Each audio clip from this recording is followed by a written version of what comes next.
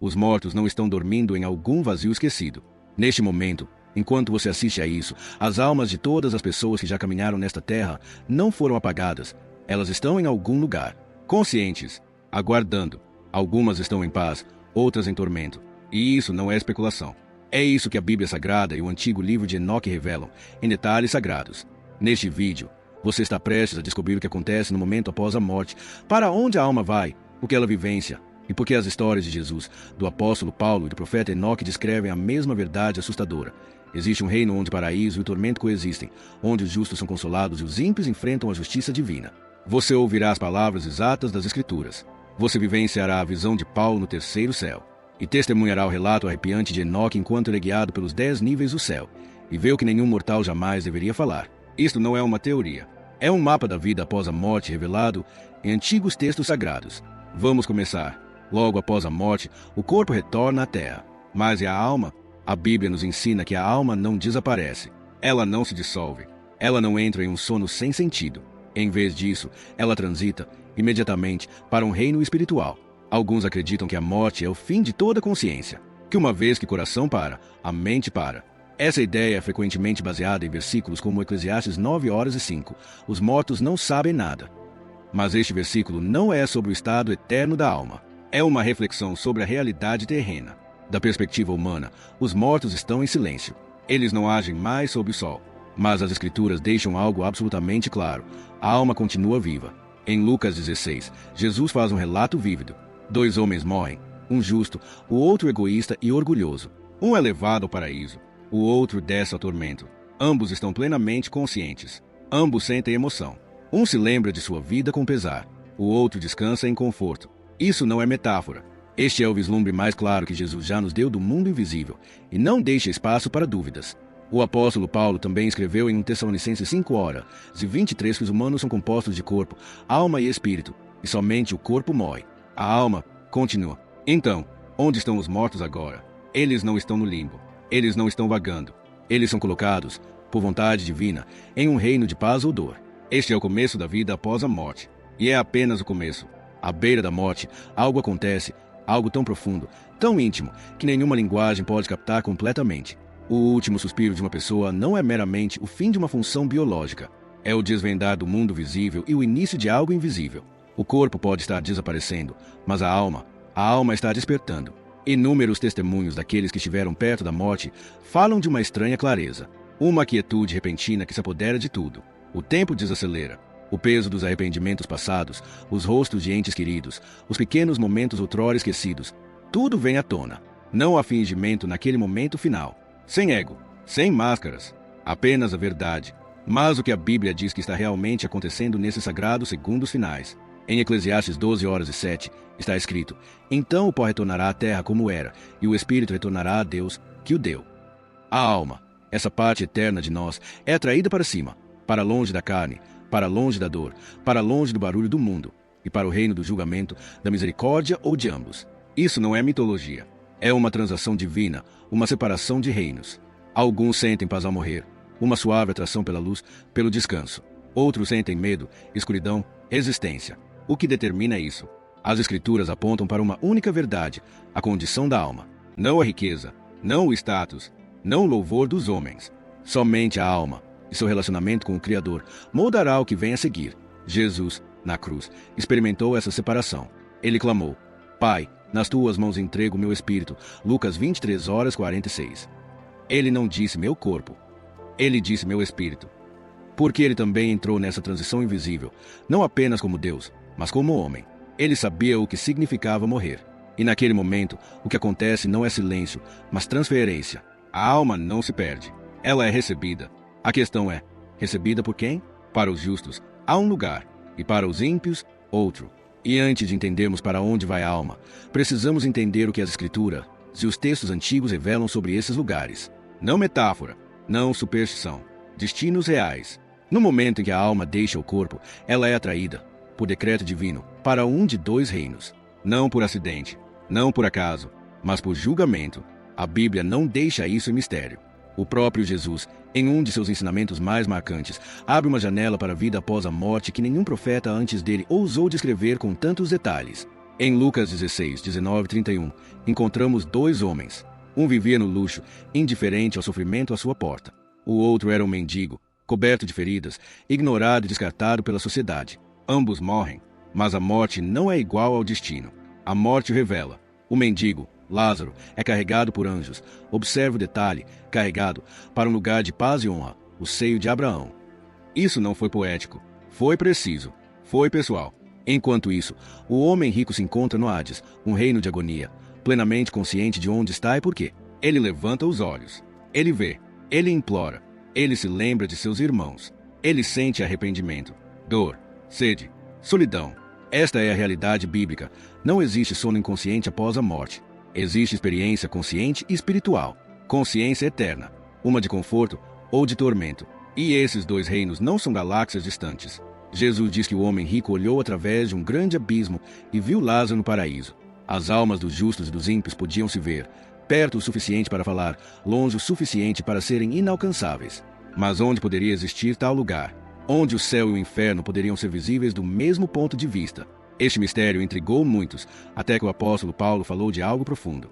Em 2 Coríntios 12, Paulo compartilha que foi arrebatado ao terceiro céu. Ele não sabe se foi no corpo ou fora dele, apenas que o que viu foi tão sagrado, tão avassalador, que lhe foi proibido descrevê-lo. Não foi um sonho, foi um vislumbre da eternidade. E séculos antes, um homem recebeu permissão para descrevê-lo em detalhes: Enoque. O livro de Enoque, embora não faça parte do cânone bíblico, era reverenciado pelos primeiros crentes, oferece um relato surpreendente do que Paulo não conseguia dizer. Enoque foi levado por vários céus, camada por camada, e quando chegou ao terceiro céu, viu o que Jesus descreveu: paraíso e castigo lado a lado. Um reino onde a justiça e a misericórdia são visíveis, onde a recompensa eterna e a advertência eterna coexistem. E é lá, de acordo com esses testemunhos antigos, que as almas dos mortos aguardam o julgamento final. Não em silêncio, não em sono, mas com certeza. Há um reino tão sagrado, tão radiante e aterrorizante, que até Paulo, apóstolo, profeta e vaso escolhido de Cristo, ficou em silêncio diante do que testemunhou ali. Ele o chamou de terceiro céu. Uma dimensão não limitada pela terra ou pelo céu, mas um domínio espiritual além de toda compreensão. Paulo foi levado para lá. Ele não sabe como. Ele nem sabe se seu corpo ficou para trás. Mas o que ele sabe é que o que viu era indizível. Suas palavras em 2 Coríntios 12 tremem de contenção. Conheço um homem em Cristo que há 14 anos foi arrebatado ao terceiro céu. Se no corpo ou fora do corpo, não sei, Deus o sabe. Ele foi arrebatado ao paraíso e ouviu coisas indizíveis, coisas que ninguém é permitido contar. Paulo, o homem que debateu com filósofos, que escreveu cartas que formaram a espinha dorsal da teologia cristã, se recusa a descrever o que ouviu naquele lugar. Não porque não entendesse, mas porque era proibido. Há verdades tão sagradas, tão importantes, que não são dadas às massas, apenas a poucos, e mesmo assim, com limites. Mas houve um homem, muito antes de Paulo, que viu os mesmos céus, e foi-lhe permitido falar. Seu nome era Enoque. Mencionado brevemente em Gênesis, Enoque foi descrito como alguém que andou com Deus e depois não existiu mais. Ele não morreu como outros homens morreram. Deus o levou.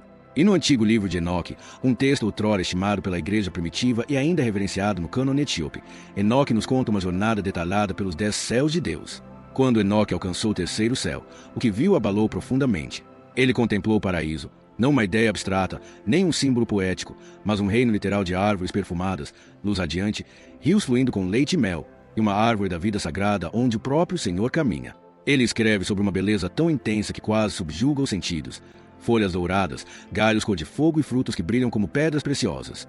Ele diz que a fragrância por si só era suficiente para trazer paz à alma. Mas não foi só isso que ele viu.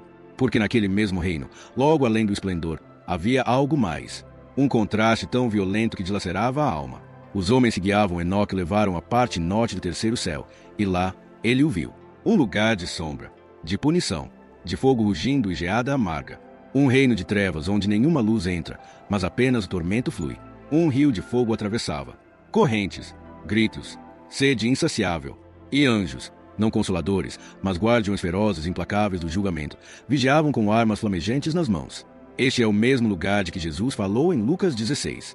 O mesmo abismo, o mesmo contraste, paraíso e tormento, recompensa e justiça, coexistindo em um plano eterno, separados pela mão de Deus, mas visíveis a todos. Foi dito a Enoque: este lugar, ó Enoque, está preparado para os justos.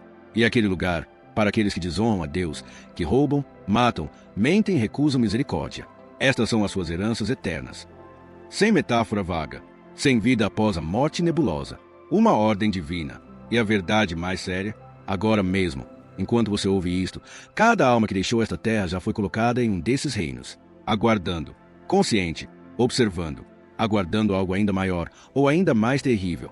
No coração do terceiro céu, cercado por luz viva e fragrância divina, jaz um santuário não feito por mãos humanas, um paraíso projetado para aqueles que escolheram a misericórdia em vez da ganância, a retidão em vez da corrupção, a humildade em vez do orgulho. Isto não é uma fábula. Isto não é uma ilusão.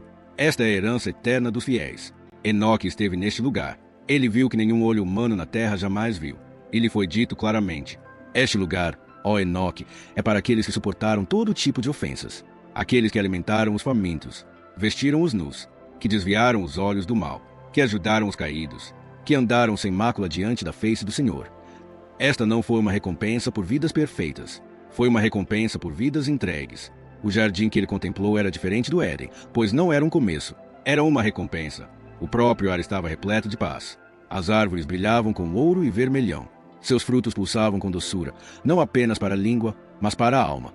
No centro, erguia-se uma árvore mais brilhante que todas as outras, a árvore da vida, onde a presença de Deus repousaria quando ele ascendesse a este paraíso. E fluindo por ela, havia 4 rios sagrados, cada um derramando não água, mas símbolos da provisão divina: mel, leite, óleo e vinho.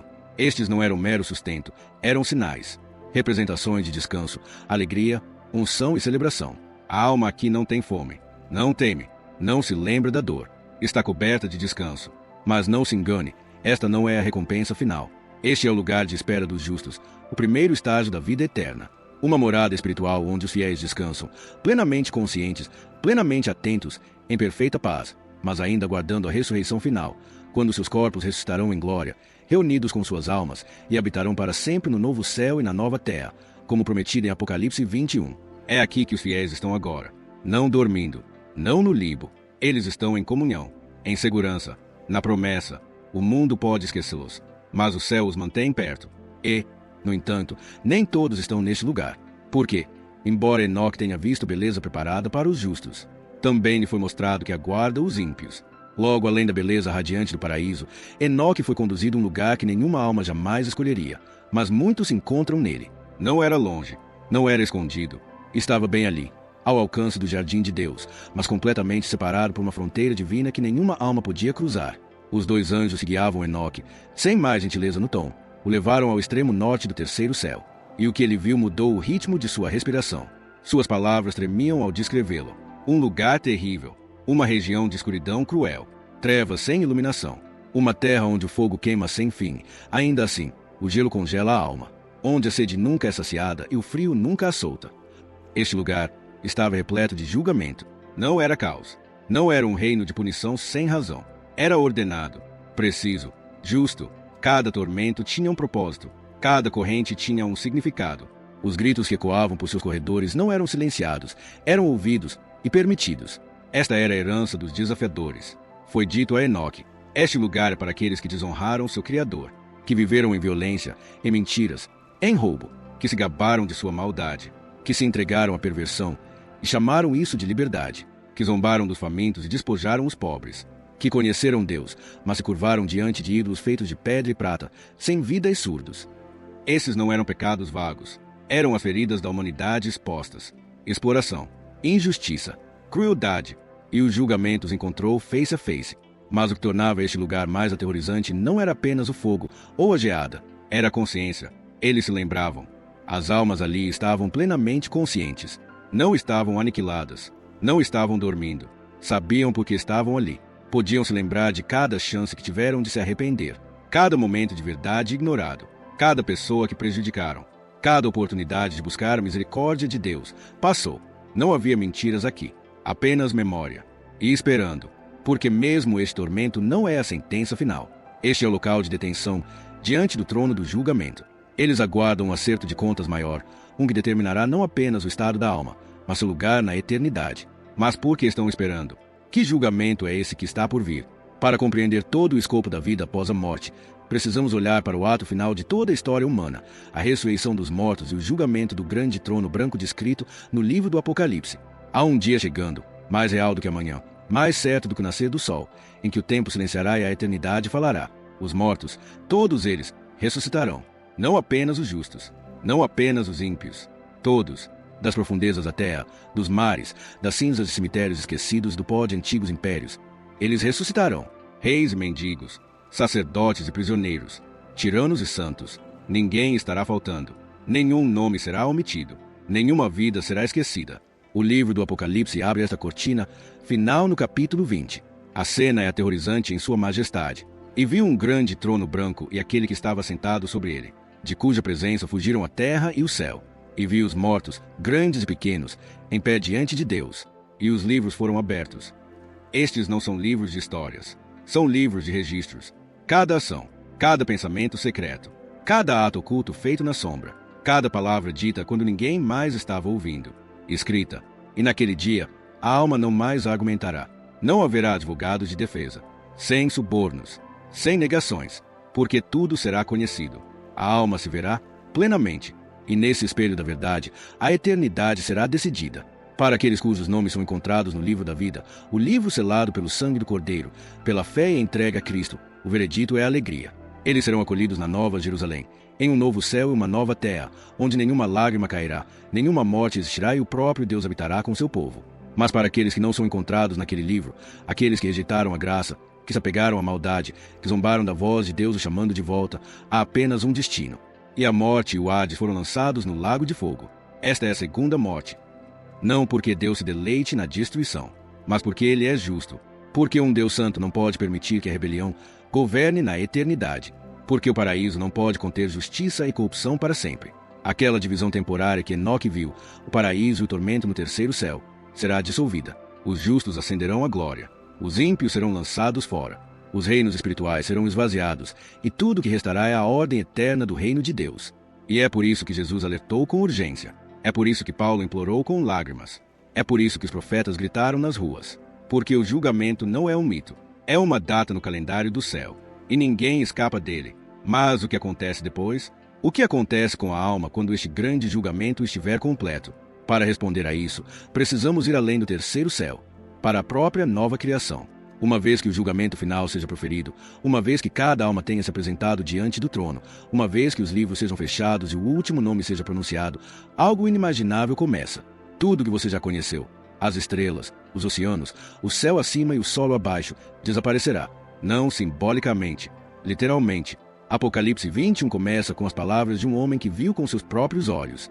Então vi um novo céu e uma nova terra, pois o primeiro céu e a primeira terra tinham passado, e o mar já não existia. O que João testemunhou não foi uma renovação, foi um renascimento, uma recriação completa. Um mundo sem morte, sem decadência, sem sombra. E descendo para essa nova realidade estava uma cidade, a Cidade Santa, chamada Nova Jerusalém, não construída por homens, não financiada por reis, projetada por Deus, adornada como uma noiva, irradiando pureza. Suas fundações brilhavam com 12 pedras preciosas. Seus portões eram feitos de pérolas soltas. Suas ruas, ouro puro, como vidro transparente. Mas esta não era apenas uma cidade de beleza. Era uma cidade de presença. Porque pela primeira vez desde o Éden, Deus habitaria, não no templo, não no fogo, não nas nuvens, mas face a face com seu povo. Ele enxugará dos seus olhos toda lágrima. E não haverá mais morte, nem haverá mais luto, nem choro, nem dor. Porque as primeiras coisas já passaram. Chega de separação, chega de espera, chega de quebrantamento. A alma, finalmente íntegra, habitará para sempre na própria presença para a qual foi criada. E isso não é eternidade em nuvens com harpas. Isto é um reino, um mundo, uma civilização divina, uma criação restaurada onde o propósito é eterno, a alegria é infinita e a adoração não é rotina, é o ar que respiramos. Mas isso é apenas para aqueles cujos nomes estão escritos no livro da vida do Cordeiro. Fora desta cidade, em uma realidade igualmente eterna, estão aqueles que rejeitaram a luz. Eles não são esquecidos. Eles não estão no limbo. Eles estão no que a Bíblia chama de segunda morte, separação eterna de Deus. Não porque não eram bons o suficiente, mas porque escolheram a si mesmos em vez da rendição. Orgulho em vez de arrependimento. E essa separação jamais será desfeita. É isso que a eternidade significa. Não é um longo tempo. É a ausência de tempo. É a existência que nunca termina, moldada pelas escolhas feitas em uma vida que passou como vapor. Agora mesmo, neste exato momento, as almas dos mortos já estão sepultadas. Os justos descansam em paz. Os ímpios aguardam em tormento. E ambos aguardam este momento final, a ressurreição do corpo, o desvelamento da eternidade. Mas isso levanta uma última questão. Se os mortos estão realmente conscientes, o que estão fazendo agora? Estão nos observando? Se lembram de nós? Conseguem sentir alguma coisa? Anseiam pelo fim? Não estão dormindo. Não estão vagando. Não estão perdidos em uma névoa de quietude inconsciente. De acordo com as Escrituras e as visões sagradas de homens como Enoque e o apóstolo Paulo, os mortos, tanto os justos quanto os ímpios, estão plenamente conscientes. Eles se lembram. Eles percebem. Eles sentem. Neste momento, enquanto o mundo continua com suas distrações e barulho, existe um silêncio divino onde as almas aguardam com perfeita clareza. Os mortos não esquecem as vidas que viveram. Eles se lembram de cada bondade que demonstraram, de cada ferida que infligiram, de cada oportunidade de misericórdia abraçada ou ignorada. O tempo não mais obscurece sua visão. O véu se foi. Eles veem a verdade como ela é. Em Lucas 16, o homem rico que se encontrava em tormento não sentiu apenas dor. Ele se lembrou de sua família. Ele implorou para que alguém avisasse seus irmãos, para que não se juntassem a ele. Isso não era ficção. Era Jesus abrindo o véu e nos mostrando que nenhum homem podia ver o peso emocional da vida após a morte. Os justos, por outro lado, estão em paz. Mas não é uma paz passiva, é uma paz ansiosa. Eles aguardam o cumprimento da promessa. Seu descanso é sagrado, mas não final. Eles anseiam pelo dia em que a trombeta soará, quando seus corpos ressuscitarão em glória incorruptível e eles serão revestidos de imortalidade. Até lá, eles esperam, na presença de Deus, envoltos no conforto do paraíso. Mas será que eles nos veem? A Bíblia oferece vislumbres, não respostas definitivas, mas sussurros de algo profundo. Em Hebreus 12, somos informados de que estamos rodeados por uma tão grande nuvem de testemunhas. Santos que nos precederam, não em sono, em testemunho. Será que eles estão observando, torcendo, orando, ansiando? E os ímpios? A espera deles é diferente. Não há alegria, nenhuma expectativa, apenas a certeza do que está por vir, o julgamento final. Eles sabem que não estão onde foram criados para estar. Sabem que negaram o chamado de Deus e aguardam com plena consciência do destino que os aguarda. Este lugar de espera, seja o paraíso ou o tormento, não é o fim. É o começo do eterno. E talvez a constatação mais aterrorizante para os ímpios e a esperança mais reconfortante para os justos seja esta: não a segunda morte para aqueles que já estão em paz, e não a segunda paz para aqueles que já estão condenados. É por isso que a Bíblia nos implora, enquanto ainda há fôlego em nossos pulmões, que escolhamos sabiamente, que nos arrependamos, que nos convertamos. Porque, uma vez que a alma deixa o corpo, o curso está definido, a direção está selada. E, no entanto, mesmo na morte, Deus é justo. E aqueles que agora descansam, nele um dia ressuscitarão com ele, não apenas em espírito, mas em glória, o que nos leva ao mistério final, a união da alma e do corpo na ressurreição e os destinos eternos que se seguem. A alma nunca foi destinada a ser desencarnada para sempre. Desde o princípio, na perfeição silenciosa do Éden, Deus soprou vida no pó, espírito e carne unidos, não como partes separadas, mas como um só ser vivente. E mesmo que a morte tenha destruído essa união, as Escrituras nos dizem claramente, ela não permanecerá assim. Haverá um dia em que cada alma, de todas as épocas, de todas as nações, de todos os cantos da terra, será reunida com um corpo. Mas não o mesmo corpo que envelheceu, sofreu ou morreu. Não, este corpo será transformado. O apóstolo Paulo, escrevendo com trêmula clareza em 1 Coríntios 15, chama esse momento de a ressurreição dos mortos. E ele não fala em símbolos vagos. Ele o descreve como uma transformação literal e cósmica. A trombeta soará, os mortos ressuscitarão incorruptíveis, e nós seremos transformados. O que é perecível se tornará incorruptível. O que é mortal se revestirá da imortalidade. O que foi semeado em fraqueza será ressuscitado em poder. Os justos, aqueles que agora descansam no paraíso, ressuscitarão primeiro. Suas almas se reunirão com corpos glorificados, não presos à idade, à dor ou à decadência. Corpos não feitos para esta terra, mas para a eternidade. Eles brilharão como o sol no reino de seu Pai, como Jesus disse em Mateus 13:43. Eles andarão na presença de Deus, sem véu, sem limitação, sem vergonha. Este não é um mito para confortar corações aflitos. Este é o cerne da esperança cristã. O próprio Jesus foi o primeiro a ressuscitar nesta nova forma. Sua ressurreição não foi apenas um milagre, foi um padrão. O túmulo estava vazio. Seu corpo trazia as marcas da crucificação, mas foi glorificado, capaz de aparecer atrás de portas trancadas e ainda comer peixe perto do fogo. Ele era tangível, mas transcendente, e aqueles que o seguem, o seguirão em ressurreição. Mas para os ímpios, a ressurreição não é para a vida, é para o julgamento. Eles também ressuscitarão, não para a glória, mas para estar de corpo e alma diante do trono. e de lá ser lançado, inteiro, eterno, consciente, no lago de fogo. Esta é a segunda morte.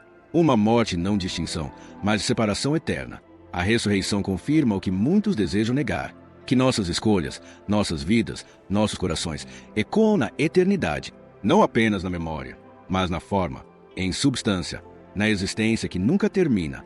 E agora, a pergunta permanece: o que você fará com esta verdade? Porque tudo o que descobrimos, desde o momento da morte até o terceiro céu, até a ressurreição final, leva a uma verdade final. Você ainda está vivo, você ainda está escolhendo.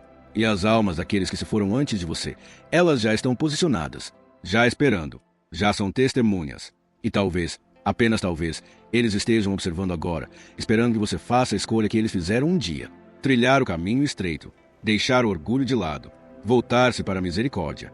Porque a eternidade não é uma ideia distante. Está se revelando agora mesmo. Você acabou de cruzar o véu, não fisicamente, mas espiritualmente. Você caminhou pelos mistérios da morte, do julgamento, do paraíso e das consequências eternas. Não por superstição, não por imaginação, mas por revelação sagrada, através das escrituras sagradas, através do testemunho de profetas antigos, através do próprio sopro de Deus sussurrado através de milênios. Agora você está no limiar da compreensão. E com essa compreensão, vem a responsabilidade. Você agora sabe que a morte não é o fim. Você agora sabe que a alma continua. Você agora sabe que os mortos, agora mesmo, estão esperando, conscientes. Você viu os portões do paraíso, onde rios de mel e leite fluem ao lado da árvore da vida, onde os fiéis descansam, não em tédio, mas em santa expectativa. Você viu as profundezas do tormento, onde a escuridão queima e a memória é um fardo, onde o arrependimento é mais alto que qualquer fogo. Você ouviu a trombeta da ressurreição, a abertura dos livros divinos, a separação final entre luz e sombra. E agora, você deve decidir o que fará com essa verdade. Porque não basta saber. Até os demônios creem e tremem, mas crer e se render. Essa é a diferença entre lembrar deste vídeo e ser lembrado no livro da vida. Agora mesmo, em algum lugar além deste momento, sua alma está sendo medida. Não com medo, mas com misericórdia. Porque você ainda está respirando. Porque você ainda tem tempo. E a eternidade é moldada por decisões tomadas no tempo. Então escolha. Não amanhã, não algum dia. Agora, escolha andar na luz. Perdoar. Arrepender-se, levantar os olhos para o trono e pedir, com tremor e fé, que seu nome seja escrito entre os justos. Este pode ser um vídeo do YouTube, mas as verdades que você ouviu hoje não são pixels. Elas são eternas. Elas são um chamado, um clamor, uma voz do além-túmulo, falando não da morte, mas da vida que nunca termina. Se esta mensagem tocou sua alma, convido você, não por rotina, mas por propósito, a curtir este vídeo, se inscrever no canal e compartilhar nos comentários o que sentiu enquanto assistia. Há outra mensagem esperando por você, uma que se aprofunda ainda mais nos segredos do céu e no destino da humanidade.